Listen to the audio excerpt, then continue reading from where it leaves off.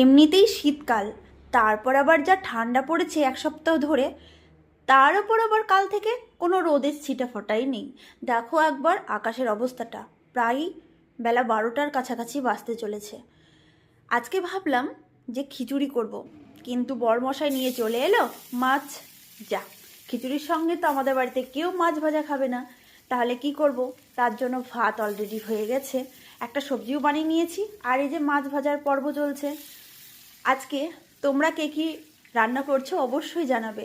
এরকম ঠান্ডা দিনে অবশ্য খিচুড়ি কিন্তু বেশ ভালো লাগে। খিচুড়ির সাথে ডিমের কারি কিংবা কষা মাংস বেশ সুন্দর লাগে, কিন্তু অবশ্যই অন্যদিন হবে। আজকে মাছ নিয়ে এসেছে মানে মাছের সাথে মাছ ভাত সবজি এটা চলবে। তো সবাই এই ঠান্ডা দিনে কে কেমন আছো? আমি তো পুরো জমে যাচ্ছি। তবে রান্নাঘরে থাকতে কিন্তু শীতকালে বেশ ভালো লাগে। তো সবাই খুব ভালো থেকো, টাটা।